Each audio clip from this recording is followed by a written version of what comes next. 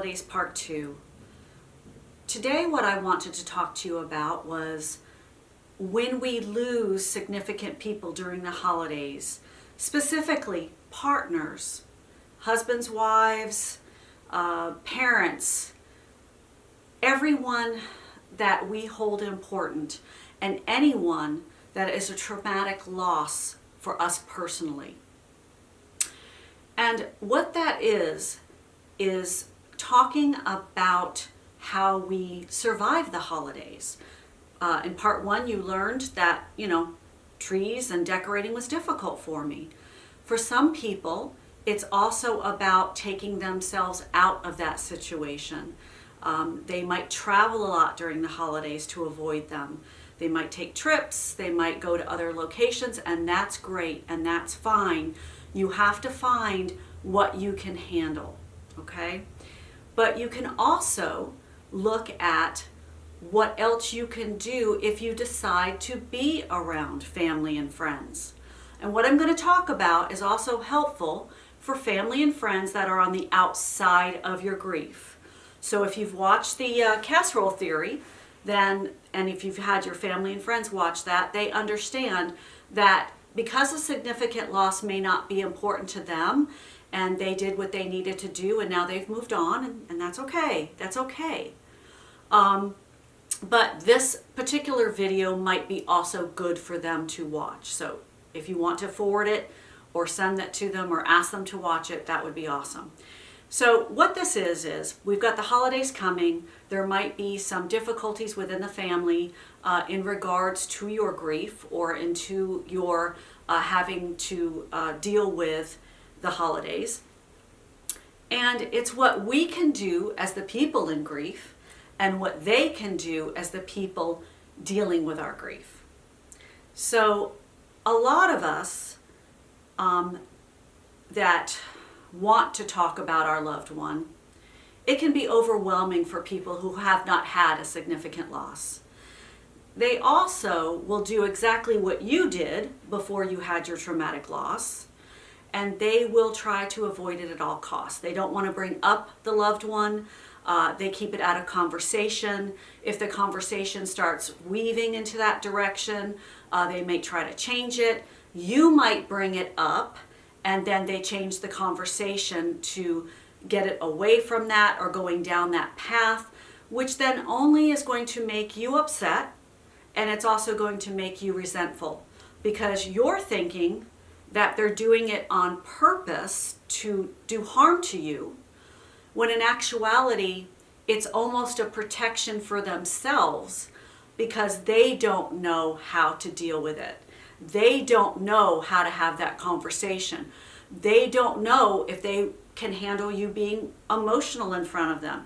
So they're using it as kind of a way to stop it from happening because they don't want to deal with it. So we look at it in the loss and in the grief. Our perception might be in that moment that we become frustrated and angry and think that our family and friends are trying to stop us from having these conversations, when in actuality, it's a fear situation. It's an unknown situation for them. They've never had it happen, okay? So please, if you can start looking at it from a different lens than the one that in your grief, you want to become so angry or upset, and see it maybe that we can't change how others perceive things. We can't change how they think and how they feel. So if that's the case, maybe we have to just take a step back.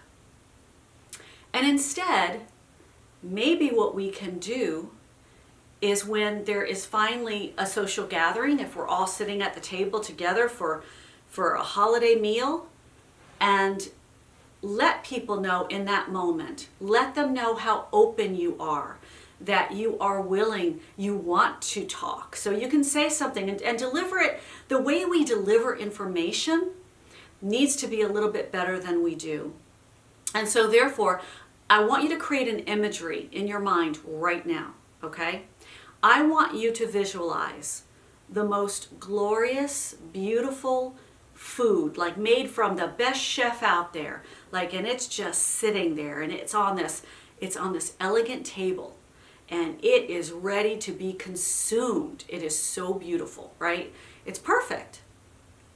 And we can either present it on that elegant table to everybody that we know that's there, or we can literally put it on the lid of a dirty trash can and hand them that same meal. Now, we have to look at that and go, well, what will they eat from? Well, they're not going to eat from something that is delivered on the lid of a dirty trash can. But they will eat the food that is on an elegant fine dining table, right? Wouldn't anybody?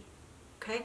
So that's the difference in how sometimes we are using our dialogue in grief, and don't hear it negatively, that, oh, it's a lid of a dirty trash can. I don't do that. When we deliver things harshly, angry, frustrated, grief-ridden, it does come across that way. It might be, you might think the information sounds like you wanted it to be, that it was on the table, but it got delivered differently. So if you keep that imagery in your head, and there is someone many decades ago that, and probably some of us boomers know who that is, but that was delivered a long time ago, of giving an example of how we deliver things. And so I give that person, I'm not going to say who that was, but I give that person credit for coming up with that idea. That is not mine personally. But it's something that throughout my decades of life, that I've always used the imagery so that I could do better. So I could hear myself, because sometimes we have to protect others from our own mouth. Whether we're the person in grief, or we are the person that is helping or watching a loved one that is in grief. Okay? So with that being said, take the opportunity to look at your loved ones and say, I love all of you, and I'm so grateful we're here together. And if you would just do me the honor of, if we could all go around the table, I'm not even going to talk, but if we could all go around the table and give a particular funny story about this loved one. It could be my husband, it could be my boyfriend, it could be anybody. I'm not clarifying who this person is, that me as the person in grief sitting at the table, but you figure that out and say, I would love for you to give me the best story, the funniest story, something that just tickled you that they said or did. I would love to hear these things, because it's probably stuff I never heard before. And that would be the best gift you could give me. And you're opening up the fine dining table to say to them, here's the information I'm giving you.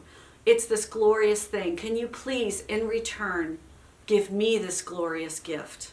And together we will sit here and have this meal, and we will laugh, and I might have tears of joy, not tears of sadness, but tears of joy, to be able to have those conversations about what my precious loved one did or said or whatever.